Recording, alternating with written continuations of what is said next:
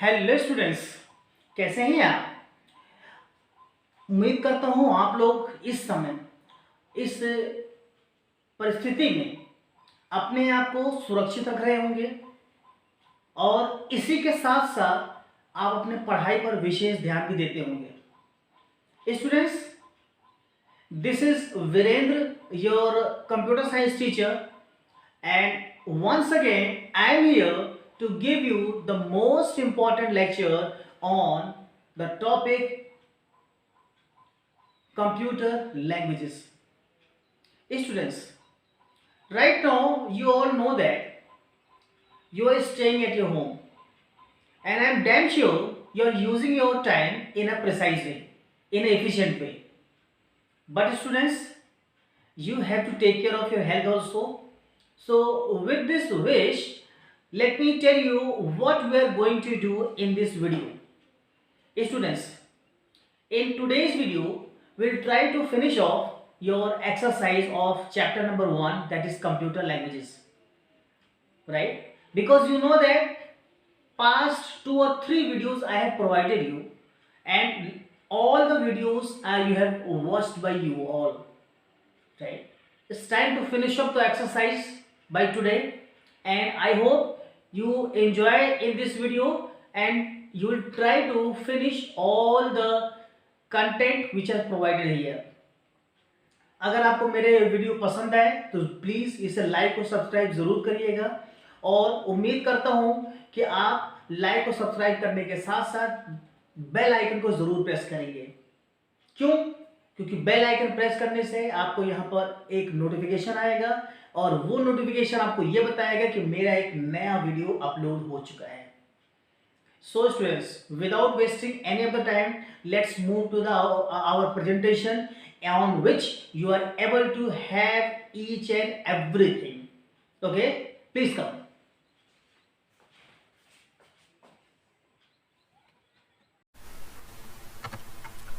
Okay students, so I just want to give you one more time a warm welcome to my online class.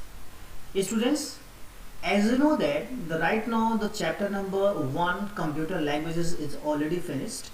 Okay, so in this video we'll try to cover out the exercise, right? This is the thing we are going to do. Okay, in this video we have the exercise and its solution, right? So without wasting any of the time, let's move to the exercise, and whatever the solution, we'll discuss it and we'll try to understand in a thorough manner. Okay, so let's move to the next slide. So students, this is your question number A, and the first question is fill in the blanks. Question number 1, let's have a proper reading of this question, and then we'll try to understand what the question is saying, and then we'll have the answer, right? So question 1 is, a dash is a set of instructions that tells the computer what to do. मतलब क्या हुआ इसका कि ए और ए के बाद क्या लिखा हुआ है, डैश, मतलब किसी ऐसी चीज की ये बारे में पूछ रहा है जिसको कि सेट ऑफ इंस्ट्रक्शंस दे दिया जाए तो वो अपना कंप्यूटर को पता चल जाएगा क्या करना है, right? So let's have the answer.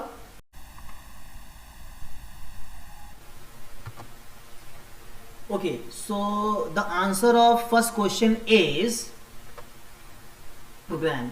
मैंने आपको बताया था कि प्रोग्राम एक तरह का सेट ऑफ इंस्ट्रक्शंस है जिससे ये पता चलता है कि कंप्यूटर को क्या करना है. ओके, तो program is the set of instructions that tells the computer what to do. Okay, चलिए अब हम बात करते हैं यहाँ पर क्वेश्चन नंबर 2 की बात करते हैं. यहाँ पर क्वेश्चन नंबर 2 में क्या है, The development of computer language can be classified into dash generation. मतलब क्या हुआ यहाँ पर कि यहाँ पर जो कंप्यूटर लैंग्वेज हैं उसका जो डेवलपमेंट हुआ, उसके जो कैटेगरीज हैं वो कितने हैं, कितने जनरेशन्स में उसको डिवाइड किया गया है. Okay, so answer of this question is 5. आपको पहले ही पता होगा, मैंने आपको बता रखा है first generation, second generation, third generation, fourth generation और फिफ्थ जनरेशन। टोटल 5 तरह की जनरेशन है कंप्यूटर लैंग्वेजेस के लिए। ठीक है, चलिए अब इसी के साथ अब हम बात करते हैं क्वेश्चन नंबर 3। क्वेश्चन नंबर 3 में क्या होगा, यहाँ पर dash language consist of binary numbers 0 and 1। ऐसी कौन सी लैंग्वेज है जिसमें कि बाइनरी नंबर्स इस्तेमाल होते हैं? ठीक है, let's have the answer. Answer होगा इसका मशीन लैंग्वेज। ओके, याद रखिएगा मशीन लैंग्वेज। अब आते हैं क्वेश्चन नंबर 4 की तरफ। क्वेश्चन 4 क्या है? Dash is a program that is used to convert mnemonic codes into their language in equivalent। मतलब क्या हुआ यहाँ पर कि यहाँ पर आपको ये बताना है कि वो कौन सा प्रोग्राम है जो निमोनिक कोड्स को कन्वर्ट कर देता है मशीन लैंग्वेज में। ठीक है, तो निमोनिक कोड्स आपको मालूम होना चाहिए कहाँ पे यूज होता है, आपको मालूम, मैंने आपको बताया था। ठीक है, मैंने आपको बताया था असेंबली लैंग्वेज में यूज होता है, और असेंबली लैंग्वेज में वहाँ पर एक ही ट्रांसलेटर प्रोग्राम यूज होता है और उसका नाम है असेंबलर। असेंबलर ही वो ट्रांसलेटर प्रोग्राम है जो निमोनिक कोड्स को मशीन लैंग्वेज में चेंज कर देता है। ओके, चलिए देखते हैं इसका आंसर क्या है। इसका आंसर होगा असेंबलर। ठीक है, चलिए क्वेश्चन 5 की तरफ आते हैं। Dash language uses simple English words and mathematical operators. मतलब क्या हुआ यहाँ पर, आपको ये बताना है वह कौन सा लैंग्वेज है जिसके अंदर कुछ इंग्लिश के वर्ड्स यूज होते हैं, मैथमेटिकल ऑपरेटर्स भी यूज होते हैं। ओके, उसका आंसर क्या होगा? High level language. स्टूडेंट्स, आप यहाँ पर जो भी क्वेश्चंस डिस्कस हो रहे हैं, आप अपना आंसर मेरे पर्सनल व्हाट्सएप नंबर या फिर यूट्यूब कमेंट्स पे दे सकते हैं आप। ठीक है, तो यहाँ पर जो भी आपके आंसर्स आएंगे मैं इमीडिएटली मैं आपको रिस्पॉन्स करके बता दूंगा सही है या गलत है। ओके, चलिए अब आते हैं क्वेश्चन नंबर बी की तरफ, और क्वेश्चन बी है आपका स्टेट ट्रू और फॉल्स। ये आपका क्वेश्चन है ये। ठीक है, अब आपको यहाँ बताना है कौन सा आंसर ट्रू है या कौन सा फॉल्स है। ठीक है, अब हम बात करते हैं यहाँ पर कि क्वेश्चन 1 की। क्वेश्चन 1 में देखिए क्या है, machine language is the only language that a computer understand. कि क्या मशीन लैंग्वेज ही ऐसी लैंग्वेज है जो कंप्यूटर को समझ में आती है? ओके, आपको यही बताना है। आंसर होगा इसका यस। ये रहा इसका आंसर, यानी कि इसका आंसर होगा ट्रू। ओके, चलिए अब हम बात करते हैं क्वेश्चन नंबर B2 की तरफ। High level language program has to be converted into machine language by translator program. मतलब क्या हुआ यहाँ पर कि यहाँ पर आपको बताना है कि क्या हाई लेवल लैंग्वेज वो कन्वर्ट करता है मशीन लैंग्वेज में। क्या ऐसा है? हाई लेवल प्रोग्राम्स जो आपने बनाया है, जैसे जावा में आपने प्रोग्राम बनाया है, वो चीज आपका मशीन लेवल लैंग्वेज में कन्वर्ट हो जाएगा। क्या ये काम ट्रांसलेटर प्रोग्राम करता है क्या? आपको बताना है ये सही है या गलत है। आंसर होगा ट्रू। चलिए अब हम बात करते हैं question number 3। A compiler convert high level language into machine language line by line. क्या कंपाइलर हाई लेवल लैंग्वेज को मशीन लेवल लैंग्वेज में कन्वर्ट कर देता है लाइन बाय लाइन? एक लाइन को पढ़ेगा, फिर उसके बाद उसके एरर्स को बताएगा, रन करेगा। क्या ऐसा कंपाइलर कर सकता है? No, absolutely not. आंसर होगा फॉल्स। स्टूडेंट्स, आप अपना आंसर भी यूट्यूब कमेंट के जरिए देते रहिए। ठीक है, चलिए अब हम बात करते हैं क्वेश्चन नंबर 4 की तरफ। क्वेश्चन 4 क्या है हमारा? Programming is the process of writing programs in a computer language. Programming का मतलब क्या है? मैंने आपको बताया था कि जब आप कोई प्रोग्राम बनाते हो आप, ठीक है, तो उसी प्रोसेस को हम कहते हैं प्रोग्रामिंग। ठीक है, और वो आप जो प्रोग्राम बनाते हो आप, वो किसी न किसी प्रोग्रामिंग लैंग्वेज में है वो। ठीक है, तो इसका आंसर होगा ट्रू। ठीक है, चलिए अब हम बात करते हैं last question, machine language use mnemonic codes, क्या ये सही है? मैंने आपको पहले बताया था असेंबली लैंग्वेज में निमोनिक कोड्स यूज होते हैं, मशीन लैंग्वेज में नहीं। तो इसी के साथ इस क्वेश्चन का जो आंसर होगा वो हो जाएगा फॉल्स। ठीक है, ये आपके हो गए 5 क्वेश्चन जिसमें कि ट्रू फॉल्स, ठीक है, मैंने आपको समझाने की कोशिश की है, क्यों ट्रू होगा क्यों फॉल्स होगा ये सारे डिस्कस हो गए। अब हम आते हैं नेक्स्ट क्वेश्चन की तरफ। नेक्स्ट क्वेश्चन आपका ही बहुत फेवरेट क्वेश्चन है, ये देखिए मल्टीपल चॉइस क्वेश्चंस। ओके, बिना कोई टाइम वेस्ट किए पहले क्वेश्चन की तरफ आते हैं हम। A program written in high level language called dash program, मतलब क्या हुआ कि वह कौन सा आपका प्रोग्राम है जो हाई लेवल लैंग्वेज में लिखा जाता है। 3 ऑप्शंस हैं, first assembler, second source, third object. Okay, अब आपको यहां बताना है कौन सा आंसर सही है यहां पर। ओके, कौन सा आंसर सही है? तो यहां पर आपको मैं बता देता हूं कि आंसर यहां पर सही होगा सोर्स कोड। आपको याद होना चाहिए कि जिस प्रोग्राम को आप समझ रहे हैं, आप जिस प्रोग्राम में आप जिस प्रोग्रामिंग लैंग्वेज का यूज कर रहे हैं प्रोग्राम को लिखने के लिए, उसको ही हम कहते हैं सोर्स प्रोग्राम। ओके, अब हम बात करते हैं क्वेश्चन नंबर 2 की। अब क्वेश्चन नंबर 2 में देखिए एंड डैश कन्वर्ट, यानी कि एंड का मतलब यह हुआ कि किसी जो अगला शब्द होना चाहिए वो वोवेल से ही स्टार्ट होना चाहिए। Okay, and dash convert high level language into machine language line by line. Already ये क्वेश्चन डिस्कस हो चुका है और मैं आपको अब केवल आंसर बताने जा रहा हूं। मैं आंसर होगा interpreter. Okay students, so right now 2 questions are discussed. Let's come to the third question. Third question क्या है देखिए, a program converted into machine language by a translator is called dash। मतलब क्या हुआ कि आपने प्रोग्राम बनाया, वो प्रोग्राम अब कन्वर्ट हो चुका है मशीन लैंग्वेज में। ये काम किसने किया? ट्रांसलेटर ने। अब आपको बताना है कि जो ऐसा कौन सा प्रोग्राम है जो आपका कन्वर्ट कर देता है आपका, ठीक है, मशीन लेवल लैंग्वेज, उसको कहते क्या है? उस बने बनाए जो मशीन लैंग्वेज में जो प्रोग्राम बना हुआ है उसको हम क्या कहते हैं? 3 ऑप्शंस हैं, source, object, assembler. Okay, let's have the answer. Answer होगा ऑब्जेक्ट कोड। अब आपको मैं एक चीज समझाना चाहूंगा यहाँ पर कि जब आप प्रोग्राम लिखते हो, प्रोग्राम बनाते हो आप, वो आपका सोर्स कोड कहलाएगा। जब वो मशीन लेवल लैंग्वेज में चेंज हो जाएगा अब उसको आप कहेंगे ऑब्जेक्ट कोड। यानी कि ट्रांसलेटर प्रोग्राम क्या करेगा? सोर्स कोड को ऑब्जेक्ट कोड में कन्वर्ट कर देता है वो। ओके, चलिए अब आते हैं इसी के साथ लास्ट क्वेश्चन में।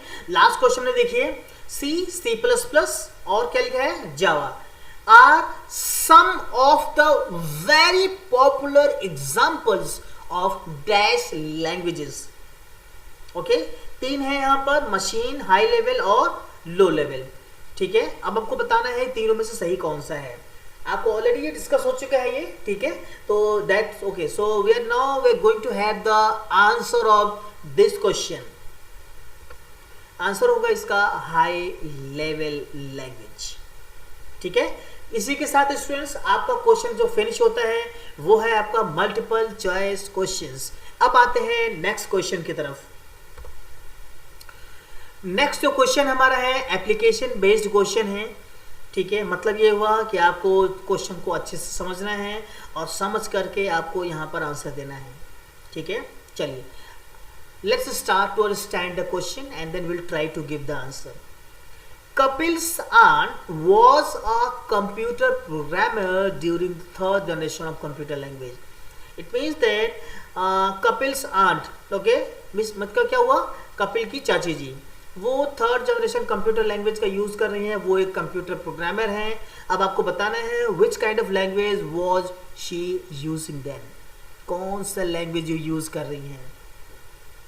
कहीं ऐसा तो नहीं है कि लो लेवल लैंग्वेज है, वो हाई लेवल लैंग्वेज भी हो सकता है, या वेरी हाई लेवल लैंग्वेज हो सकता है, कौन सा है आपका? ओके चलिए देखते हैं आंसर क्या है इसका। आंसर होगा इसका हाई लेवल लैंग्वेज। यस, इसको याद रखिएगा कि यहाँ पर थर्ड जनरेशन कंप्यूटर लैंग्वेज को ही कहा जाता है हाई लेवल लैंग्वेज। ओके चलिए क्वेश्चन 2 को देखते हैं। Sumit is trying his hands in Java programming. Sumit जो अपना काम है वो जावा प्रोग्रामिंग में कर रहा है, but he doesn't work which type of language it is.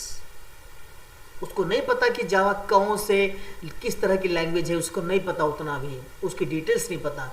अब ये बताना है कि जावा कौन सा लैंग्वेज है। ये आपको मैंने पहले बता रखा है, सी, सी प्लस प्लस, जावा, तीनों ही हाई लेवल लैंग्वेज में आते हैं ये। ठीक है, तो इस क्वेश्चन का भी आंसर हो जाएगा हाई लेवल लैंग्वेज। ये रहा आंसर। ओके चलिए अब हम बात करते हैं क्वेश्चन नंबर ई की, और उसमें हम केवल क्वेश्चन आंसर्स को समझेंगे हम। चलिए let's come to the next slide. ये रहा आपका question number E. Answer the following questions and the question 1 is what do you mean by machine language. आपको बताना है मशीन लैंग्वेज क्या होता है। Okay let's come to the answer.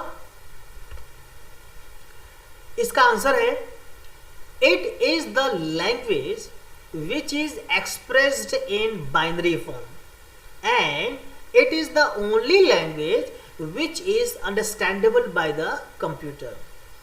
मतलब क्या हुआ, मशीन लैंग्वेज एक ऐसी लैंग्वेज है जिसमें कि बाइनरी फॉर्म में लिखा जाता है, उसमें 0 और 1 ये 2 नंबर्स इस्तेमाल होते हैं।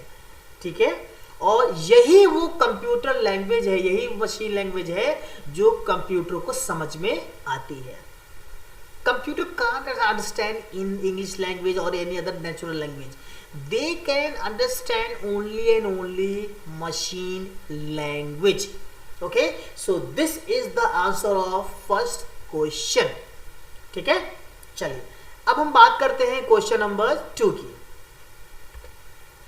ये रहा आपका क्वेश्चन नंबर 2। क्वेश्चन 2 देखिए क्या है, how is assembly language different from machine language. आपको यहां बताना है कि असेंबली लैंग्वेज मशीन लैंग्वेज से डिफरेंट कैसे है। ओके चलिए देखते हैं। चलिए यहां देखिए, मैंने आपके लिए यहां पर 3 पॉइंट्स मैंने आपके लिए बनाए हैं। यहां पर हम एक एक करके समझने की कोशिश करते हैं। यहां पर पहले देखते हैं मशीन लैंग्वेज में। ठीक है, it is expressed in binary form 0 और 1। ठीक है, मतलब क्या हुआ, यहाँ पर मशीन लैंग्वेज में बाइनरी फॉर्म यूज होते हैं, 0 और भी 1 भी इस्तेमाल हो सकता है। लेकिन असेंबली लैंग्वेज में क्या होगा, it is expressed in mnemonic codes और सिंबल फॉर्म। यहाँ पर निमोनिक कोड्स या सिंबल फॉर्म में ही यूज होगा। ठीक है, चलिए अब देखते हैं point number 2। It is very difficult to write and debug programs written in machine language. यहाँ पर डिबग का मतलब होता है एरर्स को रिमूव करना। डिबग मीन्स क्या होता है, एरर्स को रिमूव करना। ठीक है, तो यहाँ पर मशीन लैंग्वेज में प्रोग्राम को लिखना और उसको एरर्स को रिमूव करना बहुत ही डिफिकल्ट है। ठीक है, अब देखते हैं यहाँ पर it is easier to work with assembly language than the machine language. तो मशीन लेवल लैंग्वेज को लिखना और डिबग करना तो बहुत कठिन है, लेकिन असेंबली लैंग्वेज थोड़ा सा इजी है in comparison of machine language. ठीक है, चलिए आगे देखते हैं। It is not needed to convert it into another language as it is understandable by the computer। मतलब क्या हुआ कि मशीन लैंग्वेज जिसको कि आप ऑब्जेक्ट कोड भी कहते हो, आप मशीन लैंग्वेज को आप ऑब्जेक्ट कोड भी कहते हो यहाँ पर, तो ये कहना चाह रहा है कि इसको किसी भी और लैंग्वेज में कन्वर्ट नहीं करना पड़ता है। क्यों? क्योंकि ये पहले से ही कंप्यूटर समझता है। लेकिन असेंबली लैंग्वेज, अगर आप असेंबली लैंग्वेज में प्रोग्राम बनाओगे आप, तो असेंबली लेवल प्रोग्राम बनाने के बाद मशीन लेवल लैंग्वेज में कन्वर्ट करना ही पड़ेगा, और ये काम करेगा ट्रांसलेटर प्रोग्राम। ठीक है, तो असेंबली लैंग्वेज में जो आपका ट्रांसलेटर प्रोग्राम जो यूज़ होता है वो होता है असेंबलर। ओके, तो ये रहे आपके 3 पॉइंट्स, और ये ध्यान रहे कि एग्ज़ाम में ये ज़्यादा नंबर का ही आता है।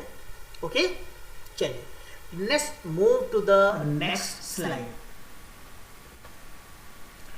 चलिए एक और आपका क्वेश्चन है, आपका यहाँ पर क्वेश्चन है यहाँ difference between N interpreter and compiler. आपको यहाँ पे ये चीज बताना है कि इंटरप्रेटर और कंपाइलर में क्या डिफरेंस है। ठीक है, चलिए ये रहे कुछ पॉइंट्स। यहाँ मैंने 3 पॉइंट्स आपको बताने की कोशिश की है। यहाँ पर एक एक पॉइंट्स हम डिस्कस करते हैं। हम पहले हम बात करते हैं इंटरप्रेटर की। हम it translates a program written in high level language into low level language line by line. मतलब क्या हुआ, इंटरप्रेटर जो प्रोग्राम्स आपने बनाया है वो आपका हाई लेवल लैंग्वेज में होगा और उसको वो लो लेवल लैंग्वेज में कन्वर्ट कर देगा। ठीक है, कंपाइलर का भी काम यही है, लो लेवल लैंग्वेज में वो कन्वर्ट कर आपका हाई लेवल से लो लेवल में कन्वर्ट करेगा, लेकिन वो एक बार में ही होल प्रोग्राम्स को रीड करेगा और रीड करके अगर एरर्स हैं तो उसको दिखाएगा, बताएगा। तो यहाँ पे ध्यान रहे इंटरप्रेटर में लाइन बाय लाइन है और यहाँ पर होल प्रोग्राम्स एक साथ स्कैन होता है, रीड होता है। Okay students, so I think first point आपका क्लियर है। अब आते हैं सेकंड पॉइंट की तरफ। सेकंड पॉइंट देखिए क्या है, it slow in execution and preferred for beginners. मतलब ये हुआ कि यहाँ पर जो अगर हम अपने प्रोग्राम को बनाएंगे, बना करके जब रन करेंगे हम, तो इसका जो प्रोसेसिंग है वो स्लो होगा। इसीलिए जो बिगिनर्स है, जो शुरुआत में हाई लेवल लैंग्वेज को सीखते हैं, वो इस इंटरप्रेटर का यूज कर सकते हैं। ठीक है, अब यहाँ पर जो एरर्स हैं वो इमीडिएटली रिमूव हो जाते हैं। चलिए अब देखते हैं यहाँ पर कंपाइलर क्या करेगा। It is fast in execution, या ये स्लो होता है, ये फास्ट होता है। And give the list of bugs और एरर्स एट वंस। मतलब ये हुआ कि यहाँ पर जब हम अपने प्रोग्राम को एग्जीक्यूट करेंगे, रन करेंगे, तो वो क्या करेगा, एरर्स की जो लिस्ट है वो आपको वहां दे देगा एक बार में ही। और यहाँ पर एक लाइन को रीड किया, रीड करने के बाद आपका यहाँ पर जो एरर्स है वो दिखाएगा, आपको रिमूव करना है। रिमूव करने के बाद तब आप नेक्स्ट लाइन पे जा सकते हैं। यार इसके देखिए एग्जांपल क्या क्या हो सकते हैं इंटरप्रेटर कि कौन कौन से जो प्रोग्रामिंग लैंग्वेज इंटरप्रेटर यूज करते हैं। ओके, अगर एग्जाम में मैं सवाल पूछ लूँ विच programming language uses the interpreter, तो यहाँ पर आप आंसर दे सकते हैं। यहाँ इंटरप्रेटर में आपका पाइथन इंटरप्रेटर को यूज करता है, क्यू बेसिक इंटरप्रेटर को यूज करता है, C++, जावा, ये 3 हैं जो कंपाइलर को यूज करते हैं यहाँ पर। ठीक है, तो ये रहा आपका डिफरेंस। और उम्मीद करता हूँ कि आपको अभी तक जितना भी समझाया गया है, जितना भी बताया गया है, सब कुछ अच्छे से समझ में आ रहा होगा। But students, if you have any kind of query, I am always there with you, I am always there with you, right? Don't hesitate to ask your questions, your doubts, right? I am always online for you so that I can give the resolution to you as early as possible.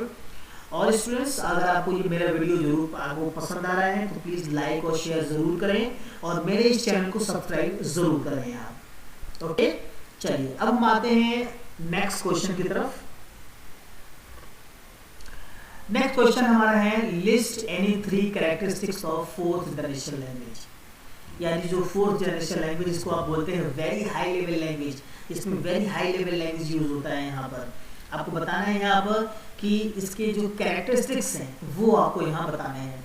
ठीक है, मैं यहाँ पर 3 कहा गया है लेकिन मैंने आपको ज़्यादा बताया है यहाँ पर। ठीक है, चलिए ये है आपके कैरेक्टरिस्टिक्स और यहाँ पर 5 पॉइंट्स आपके लिए लिखे हुए हैं जो आप इजीली इसको लिख सकते हैं, याद कर सकते हैं। यहाँ पहला क्वेश्चन है हाईली यूजर फ्रेंडली। मतलब ये हुआ कि जैसे आप मोबाइल यूज करते हैं आप, तो मोबाइल में आपको ऑप्शंस हुआ उंगली से टैप करते हैं, टैप करके आपको सारे आंसर्स मिल जाते हैं, आपको सारे जो ऑप्शंस मिल जाते हैं। तो कितना इजी होता है मोबाइल को यूज़ करना। ऐसे ही कंप्यूटर है, कंप्यूटर भी बहुत ज़्यादा यूज़र फ्रेंडली होता है। ठीक है, किसी भी ऑप्शन पर क्लिक करिए ओपन हो जाता है आपका। ठीक है, और भी बहुत सारे काम हो जाते हैं। तो यहाँ पर ये जो आपका 4th जनरेशन लैंग्वेज है, जब उसमें आप काम करेंगे तो बहुत ही ज़्यादा यूज़र फ्रेंडली है, आपको ऑप्शंस यूज़ करना बहुत आसान हो जाएगा।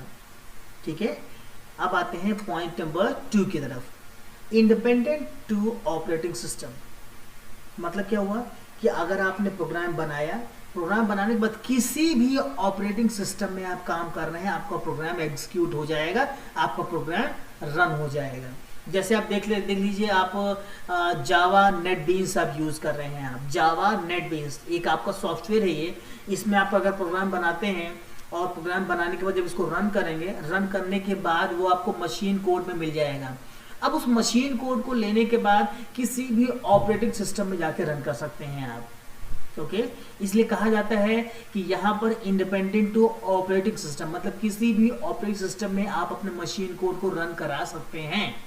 ओके, चलिए नेक्स्ट हम पॉइंट्स की बात करते हैं। रिड्यूसेस द प्रोग्राम एफर्ट, यानी कि जब आप फोर्थ जनरेशन को यूज करेंगे तो आपकी जो एफर्ट, जो कोशिश है, जो वो तो कम करेगा वो। ठीक है, क्यों? क्योंकि बहुत ज्यादा यूजर फ्रेंडली है इसलिए। पॉइंट नंबर 4 की तरफ देखते हैं। Very high speed of execution, मतलब यहाँ पर जो मैं कहना चाह रहा हूँ यहाँ पर कि जो स्पीड है वो बहुत ही अच्छी है और बहुत तेजी से आपको जो रिजल्ट मिल जाएगा। नेक्स्ट हमारा है, तो ध्यान रहे मैंने जो फोर्थ पॉइंट बताने की कोशिश की है, वेरी हाई स्पीड है।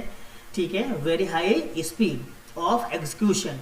फिफ्थ पॉइंट में देखिए, it reduces the time and cost of software development.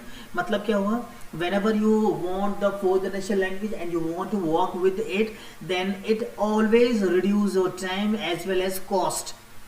Okay, then because of reducing the cost and the time, it is a very popular nowadays.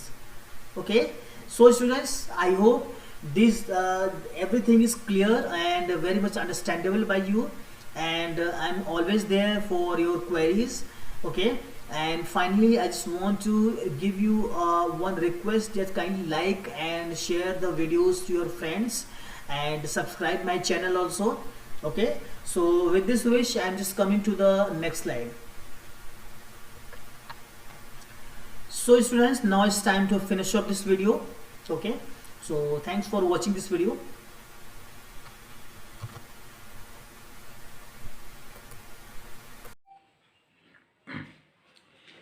Okay students, thank you so much for watching this video. I hope you have enjoyed in this video. Keep watching all my other videos also, and don't forget to like and subscribe my channel, because your one like and your one comment gives us a one kind of motivation, and that motivation gives you one kind of upgradation and enhancement in the video. So once again, thank you so much for watching this video. Keep watching the other videos. Keep smiling. Thank you.